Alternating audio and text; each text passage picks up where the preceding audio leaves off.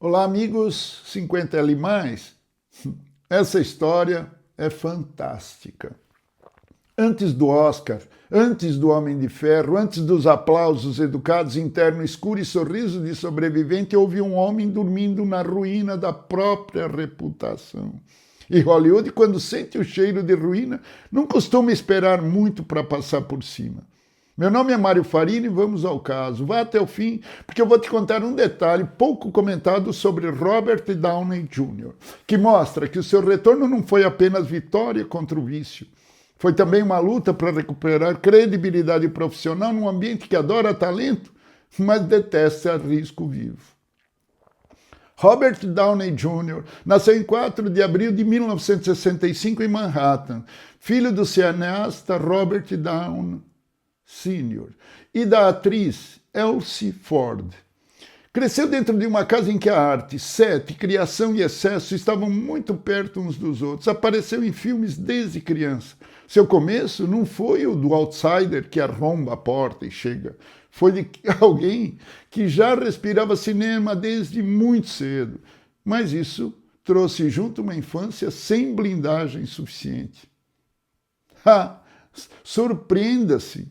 Aos 6 anos de idade, o pai ofereceu ao filho um cigarro de maconha. Não como acidente, como gesto de aproximação.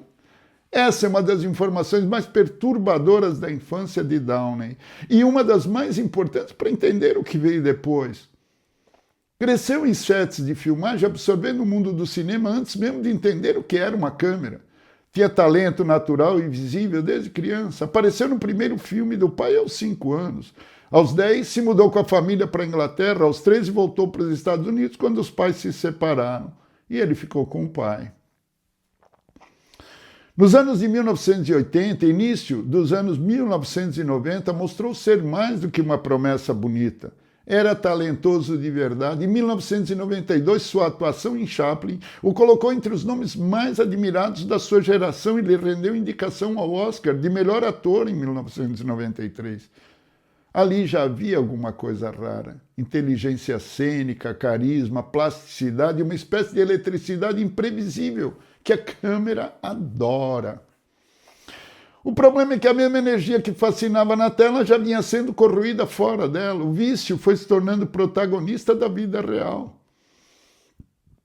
Nos anos 1990 e começo dos anos 2000, Downey Jr. acumulou prisões, violações de condicional, internações e uma reputação pública cada vez mais associada à autodestruição. Não era mais apenas ator com problema. Estava virando sinônimo de risco produtivo para qualquer estúdio que o contratasse. E isso, em Hollywood, mata muito mais rápido do que a simples falta de talento. Essa parte da história é importante porque não pode ser tratada como clipe de superação. Downey não caiu uma vez e levantou, caiu repetidamente. Foi notícia ruim de forma repetida, virou o tipo de nome que muita gente admirava artisticamente, mas evitava profissionalmente. O mundo do entretenimento adora a ressurreição depois que ela acontece.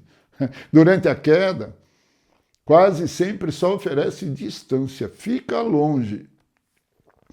A reconstrução não veio por milagre, veio por combinação de tratamento, apoio pessoal, decisão, trabalho e também gente que resolveu apostar quando apostar ainda era desconfortável.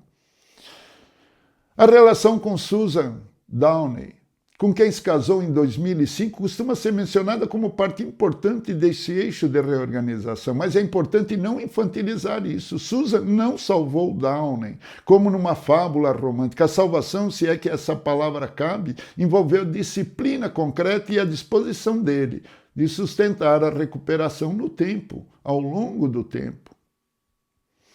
A grande virada pública veio em 2008 com Tony Stark, Homem de Ferro, em Iron Man. E aqui a ironia biográfica é forte demais para ser ignorada. O homem que Hollywood havia passado a enxergar como problema virou justamente o rosto de um personagem arrogante, brilhante, autodestrutivo e sedutor que precisava construir uma armadura para continuar vivendo. Armadura, sim, era a sua blindagem. O encaixe foi tão forte que quase parece ficção comentando a vida. Homem de Ferro não apenas relançou sua carreira, reorganizou sua posição simbólica na cultura popular global. Depois vieram os filmes da Marvel, a explosão do universo compartilhado e a transformação de Downey numa das figuras centrais do cinema comercial do século XXI. Mas aqui existe um detalhe importante. O sucesso massivo também trouxe um novo risco, de ficar aprisionado no próprio personagem. O mundo passou a amá-lo. Amá-lo muito como Tony Stark. O desafio era continuar existindo como ator para além da armadura. Homem de Ferro foi lançado em 2 de maio de 2008 e faturou mais de 585 milhões de dólares em todo o mundo. Robert Downey Jr. tornou-se o eixo do universo cinematográfico Marvel. Sua participação em Vingadores Ultimato de 2019 fez parte do filme mais rentável já produzido no mundo, com mais de 2,7 bilhões de dólares de bilheteria. Bilhões de dólares. O homem que nenhuma seguradora queria cobrir se tornou um dos atores mais bem pagos do planeta. Não foi por magia, não foi por uma série de escolhas pequenas e diárias feitas a partir de 2001. Mas também foi a partir das pequenas escolhas diárias. Pequenas escolhas. Isso ajuda a explicar a força do seu caminho recente, quando aparece em Oppenheimer e vence o Oscar de ator coadjuvante em 2024 e não ganha apenas uma estatueta, ganha uma espécie de nova validação histórica. Não mais a do astro salvo pelo blockbuster, mas a dor do ator que conseguiu atravessar anos de queda, reerguimento, ironia pop e ainda retornar no centro do respeito artístico.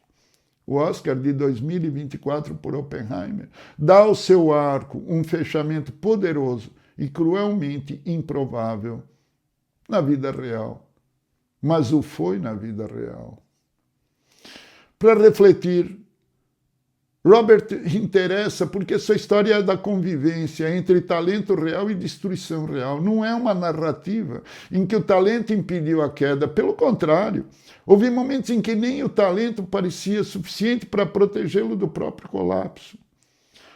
É isso que torna o seu retorno mais forte. Não se trata de final feliz infantil. Se trata de um homem que foi fundo o bastante para o mundo parar de confiar. E que depois precisou reconstruir não só a vida, mas a própria capacidade de ser contratável, confiável e artisticamente levado a sério de novo. A gente não fala de exemplos, de lendas. Mas por que não ser um motivador para o seu recomeço, para a sua retomada, qualquer que seja a sua situação? Para o recomeçar, o eterno recomeçar que é a nossa vida. Pérolas. Downey não renasceu quando voltou a atuar, renasceu quando voltou a ser confiável. Essa é uma diferença enorme. Talento nunca foi o problema central dele. Tinha de sobra desde criança. Credibilidade passou a ser. O Homem de Ferro funcionou porque havia ferro de biografia ali. Tony Stark não combinou com Downey só por charme, combinou porque o personagem carregava excesso, arrogância, colapso e reconstrução. Exatamente os materiais que já estavam na vida do ator, na vida pessoal. O Oscar de 2024 não foi apenas prêmio, foi revisão histórica. Ele já era famoso, rico e amado. O Oscar recente reposicionou o seu nome também no campo do reconhecimento artístico mais solene. E o que a gente tira dessa história? No campo profissional, a grande orientação aqui é simples e é brutal. Competência sem confiabilidade perde valor no mercado. No campo humano, a lição é outra. Nem todo recomeço parece nobre. Enquanto está acontecendo, muitas vezes ele aparece só lento, repetitivo e sem glamour, mas ele chega. Recomeçar é preciso. E no campo empresarial de carreira, há momentos em que o ativo mais valioso não é o seu brilho, é a reconstrução da confiança ao redor do seu nome. Verdade nua e crua, despudorada, desavergonhada, sem vergonha mesmo, que pouca gente fala com a clareza necessária. Hollywood ama a história de superação pronta, mas durante os anos de queda de Robert Downey Jr., o sistema o tratou muitas vezes como risco ambulante. Isso não é crueldade abstrata, é mercado defendendo a própria previsibilidade. Nenhuma seguradora queria fechar com ele. Talento sozinho não paga seguro, não garante sete e não segura a produção. E aqui está o detalhe pouco comentado que eu te prometi. O retorno de Downey não foi apenas vencer o vício, foi convencer o mercado inteiro, de novo, de que ele conseguia chegar, funcionar, terminar e não explodir o investimento de ninguém. Verdade nua e crua. É essa. Cair é terrível, mas em certas profissões o mais difícil mesmo é recuperar a confiança funcional dos outros depois que o seu nome virou sinônimo de problema. E se essa história fantástica parece de filme, mas é vida real, você gostou, te foi útil, deixa o seu like, o dedinho não dói e não cai, eu te garanto. Se inscreve no canal, escreva comentários, peça nomes de outras lendas que você quer ver tratadas aqui. Tem gente que volta. Tem gente que para voltar precisa primeiro convencer o mundo de que não vai cair de novo do mesmo jeito. Aproveite seu dia, busque ser feliz e até o próximo Casos e Carreira.